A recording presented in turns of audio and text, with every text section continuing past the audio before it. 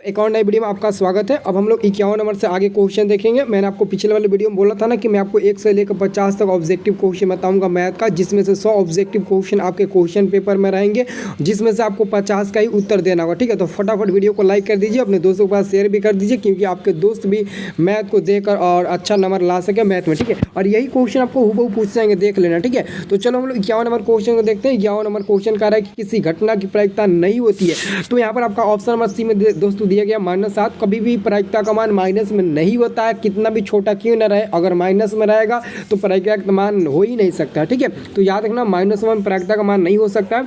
अब देखो अगला क्वेश्चन दिया आपका 52 नंबर। 52 नंबर प्रश्न आपसे पूछ रहा है कि यदि a + b = 90 डिग्री तो cos a बराबर होगा। यदि a + b = 90 डिग्री दिया तो cos a किसके बराबर होगा? sin b के बराबर होगा। आप लोग बनाकर देख लेना। cos यहाँ से अगर आप लोग a का मान निकालते हो तो क्या हो जाएगा? 90 - b हो जाएगा। और cos 90 - b आप लोग ऐसे निकाल सकते हो। cos 90 - b क्या हो जाएगा? sin b हो जाएगा। तो यहाँ पर सी नंबर आपका एक्यूरेट आंसर सही हो जाएगा। ठीक है, ये एग्जाम में आएगा, देख लेना, इसको गलती मत कर देना। ठीक है, अब यहाँ पर 53 नंबर आपका क्वेश्चन है। यदि 3a = 90 डिग्री तो cos a बराबर होगा। यदि 3a = 90 डिग्री तो cos a बराबर होगा। तो यहाँ से 3 से 90 आप लोग 30 बार में काट दीजिएगा तो a बराबर 30 डिग्री मिल जाएगा। और cos 30 का आपको मान पता है क्या होता है? क्या होता है? √3/2 होता है। √3/2 का मतलब क्या हुआ? अब हम लोग टिक लगा सकते हैं। ऑप्शन नंबर यहाँ पर सी नंबर में आपको बी नंबर में दे दिया गया, √3/2 होता है। ठीक है, अब देखो अगला क्वेश्चन। अगला क्वेश्चन आपका कह रहा है कि द्विघात बहुपद 6x² - 7x - 3 के शून्य होगा। ये क्वेश्चन एकदम हूबहू पूछेगा, याद कर लो। 3/2 - 1/3 एकदम हूबहू क्वेश्चन पूछेगा। ठीक है, अब देखो अगला क्वेश्चन। मैंने बोला था ना कि जब ये क्वेश्चन कितना भी लंबा क्यों ना रहे, और ये क्वेश्चन अगर पूछ दिया तो इसका आंसर आप लोग कैसे दीजिएगा? सबसे पहले 2 4 6 का आप लोग एलसीएम निकाल दीजिएगा। जितना एलसीएम निकलेगा वही आंसर हो जाएगा। तो एलसीएम निकालने पर 12 निकलेगा और 12 आपका फाइनली आंसर भी हो जाएगा। 12 आपका क्या हो जाएगा?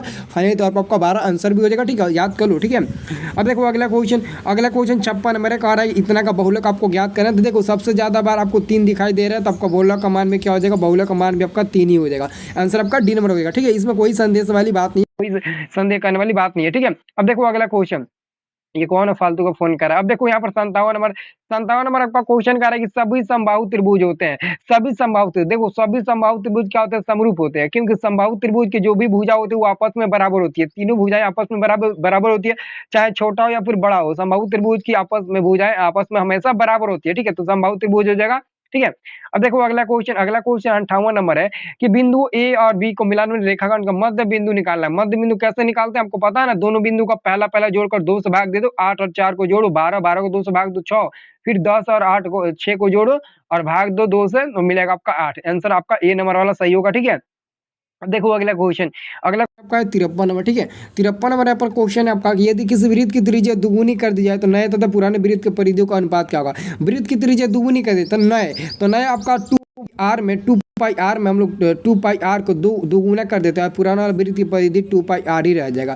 तो ये 2π से 2πr से r कटेगा, क्या बचेगा? 2/1। और ये आपका फाइनली आंसर होगा 2:1। बी नंबर वाला आपका फाइनली तौर पर आंसर बचेगा। ठीक है, याद रखो बी नंबर वाला आंसर मिलेगा। ठीक है, अब देखिए अगला क्वेश्चन। इसका तो आंसर आप लोग जवाब दे सकते हो कि घटना की प्रायिकता नहीं होती है। तो मैंने बोला ना कि माइनस में कभी भी घटना की प्रायिकता का मान नहीं होता है। तो माइनस में कभी भी किसी भी घटना की प्रायिकता का मान नहीं हो सकता है, चाहे वो कितना भी छोटा क्यों ना हो।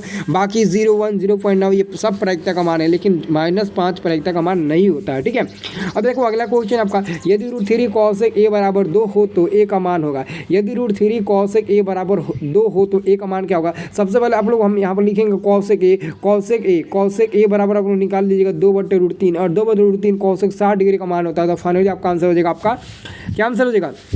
आपका आंसर हो जाएगा ए नंबर वाला 60 डिग्री मिलेगा। ठीक है, अब देखो अगला क्वेश्चन। अगला क्वेश्चन आपसे कह रहा है कि 1 + tan² बटे 1 + cosec² है। यानी कि 1 + tan² ऊपर है, 1 + tan² ऊपर है और नीचे आपका cosec² है। नीचे क्या आपका cosec² है।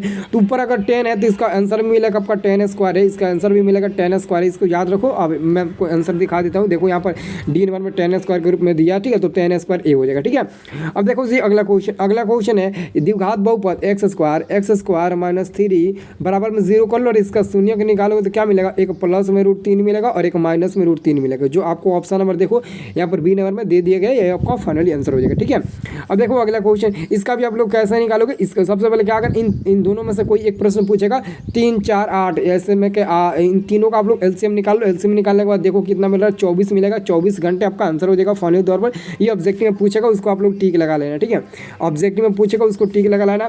अब देखो अगला क्वेश्चन का आ रहा है आपका 65 नंबर प्रश्न आपको पूछ रहा है कि बिंदु -3,4 की दूरी मूल बिंदु से होगा। मूल बिंदु से क्या होगा, 5 मिलेगा, क्योंकि मूल बिंदु से दूरी में आपको क्या बताया था, मूल बिंदु से दूरी बताया था x² + y²।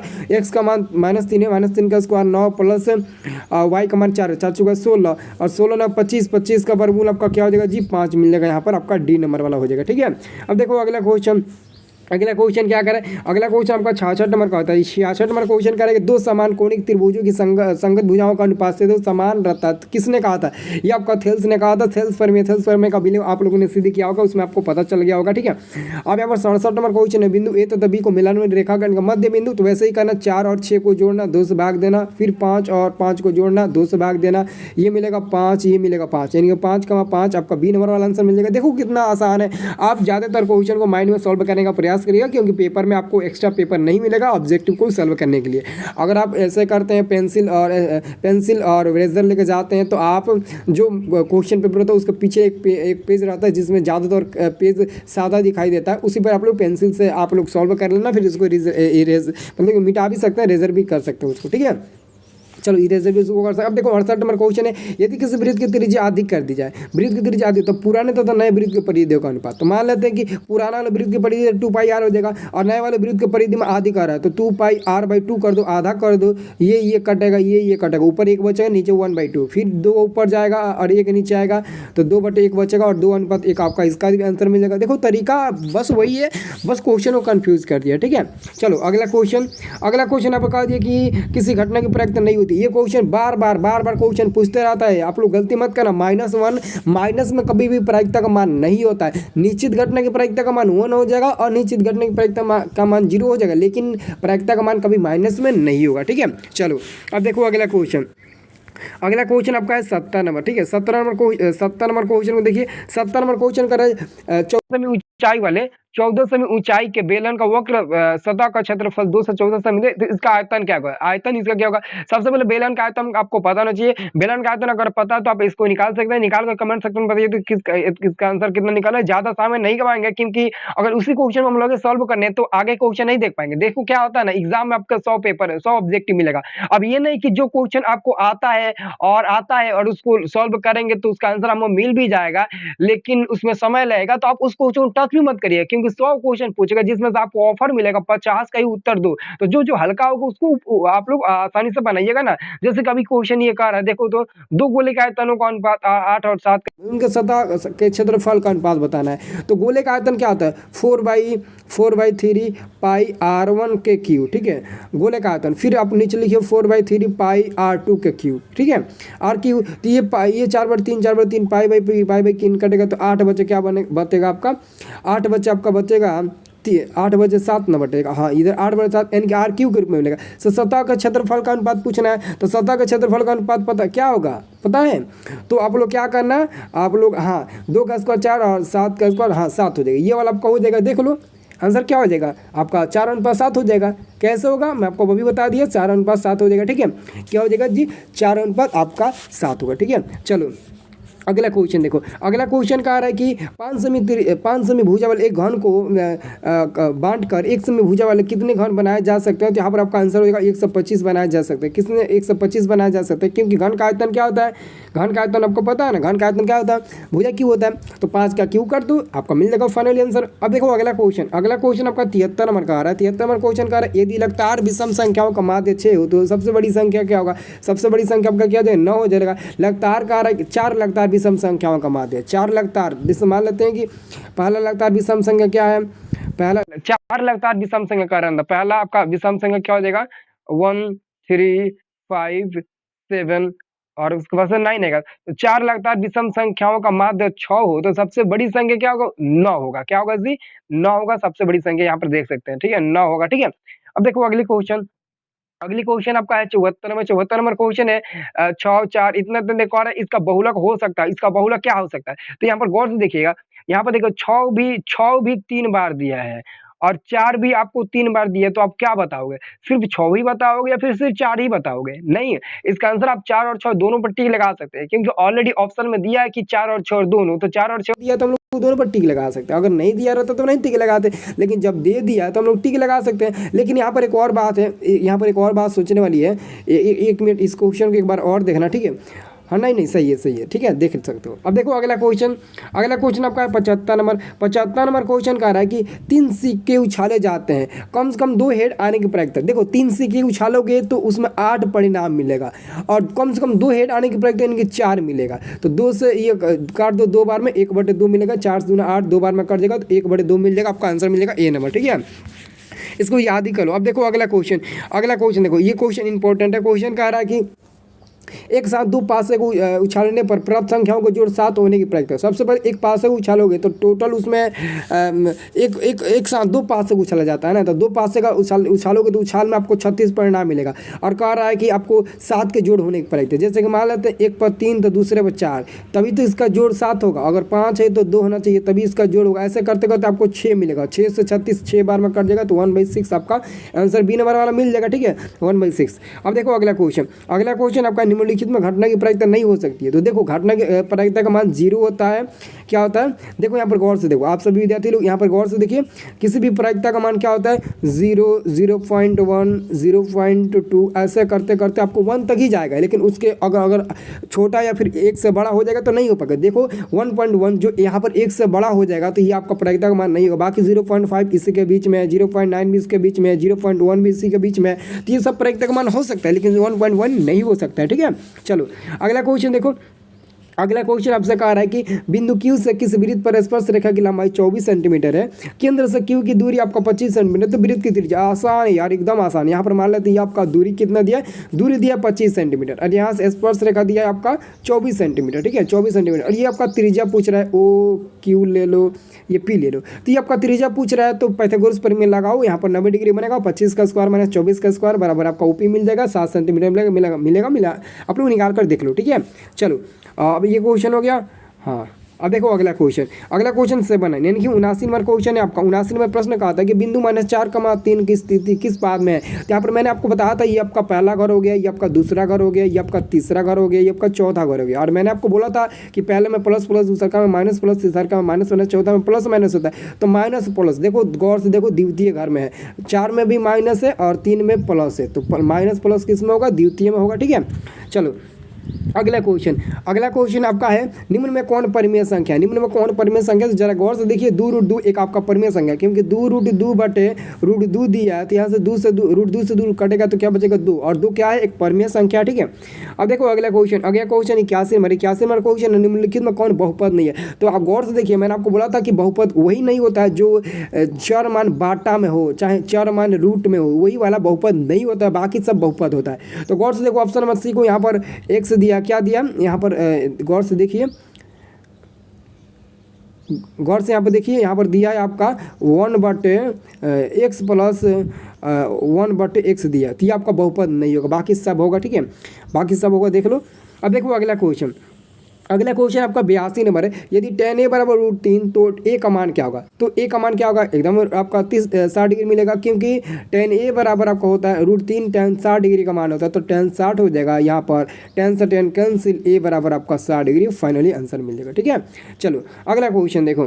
अगला क्वेश्चन आपका कह रहा है 83 नंबर की प्रथम 5 पूर्ण संख्याओं का माध्य। प्रथम 5 पूर्ण संख्याओं का माध्य क्या होगा? आपका 2 होगा, एकदम 2 होगा। प्रथम 5 पूर्ण संख्या जोड़ लो, 0, 1 + 2 + 3 + 4 कितना होगा? ये 10 होगा ना, 10 होगा। 10 को 5 से डिवाइड कर दो, 2 मिल जाएगा। पूर्ण संख्या 0 से ना शुरू होता है। अब देखो अगला क्वेश्चन यहाँ पर गौर से देखिए, आपका ध्यान किधर है? आपका क्वेश्चन इधर देखो। 84 नंबर क्वेश्चन है कि 2 वृत्तों के क्षेत्रफल का अनुपात 4 और 1 अनुपात में, उनकी त्रिज्याओं का अनुपात क्या होगा? बहुत ही आसान है, सिंपल है। आप उसका वर्गमूल निकाल दो, 4 को रूट में करके 1 के रूट में करके निकाल दो, 2:1 मिल जाएगा, ठीक है? अब देखो अगला क्वेश्चन 85 नंबर है। 85 नंबर क्वेश्चन है बिंदु -4,3 किस पाद में है? तो द्वितीय पाद में सीधा, अभी मैंने बताया, ये 2 बार क्वेश्चन रिपीट हो गया, ठीक है? अब यहाँ पर आपसे पूछा जा रहा है कि निम्नलिखित में कौन द्विघात समीकरण है, तो जिसका पावर 2 होगा वही द्विघात होगा, तो ये आपका रैखिक हो जाएगा, जो द्विघात नहीं होगा द्विघात पूछ रहा है। और ऑप्शन नंबर देखो, ऑप्शन नंबर यहाँ पर देखिए जी, ऑप्शन नंबर बी को देखिए, ऑप्शन नंबर बी को गौर से जरा देखिए, यहाँ पर दिया है कि x² - bx + c = 0, ये आपका द्विघात समीकरण 100% है, बाकी आपका कोई नहीं होगा, सॉल्व करके देख लो, ठीक है। अब देखो जी अगला क्वेश्चन मेरे विद्यार्थी लोग, अगला क्वेश्चन आपसे पूछा जा रहा है कि ये द्विघात बहुपद के मूलों का जोगफल तथा गुणनफल क्रमशः 2 और -15 है, तो द्विघात बहुपद क्या होगा आपका, हो जाएगा ये डी नंबर वाला। मैंने आपको कई बार बता चुका है कि आपको फॉर्मूला याद रखना है, x² - alpha plus beta into x और प्लस में अल्फा इंटू बीटा, मैंने बोला था ना आप लोगों को फॉर्मूला याद रखना है द्विघात बहुपद निकालने के लिए। तो x² - अल्फा प्लस बीटा का मान 2 दिया तो 2x हो जाएगा, यहाँ पर दिया -15 दिया, आपका -15 हो जाएगा, देख लो आंसर आपका डी नंबर करेक्ट होगा, ठीक है। अब देखो अगला क्वेश्चन कह रहा है कि वर्ग अंतराल ए बी का वर्ग चिन्ह क्या होगा, तो जब भी हम वर्ग अंतराल जैसे मान लेते 10 और 20 का, मैंने बोला कि आप लोग वर्ग अंतराल निकालो, तो आप क्या करते हैं 10 और 20 को जोड़ देते हैं, 10 और 20 को जोड़ देते हैं और 2 से भाग देते हैं, जितना मिलता है वही वर्ग अंतराल होता है। तो ए और बी का वर्ग अंतराल क्या होगा, ए और बी को जोड़ दो और 2 से भाग दे दो, तो आंसर आपका हो जाएगा ऑप्शन नंबर ए वाला। देखो कितना आसान है, एकदम हलवा जैसा क्वेश्चन तो पूछता है। अब देखो अगला क्वेश्चन, ये तो क्वेश्चन पक्का फिक्स सब पूछेगा, किसी धनात्मक पूर्णांक ए तथा बी के लिए ए बी का मसा गुणे ए बी का लसा निम्न में से किसके बराबर है, तो आपका आंसर हो जाएगा ऑप्शन नंबर बी हो जाएगा, ए गुणे बी के बराबर है, ए गुणे बी के बराबर हो जाएगा, ठीक है।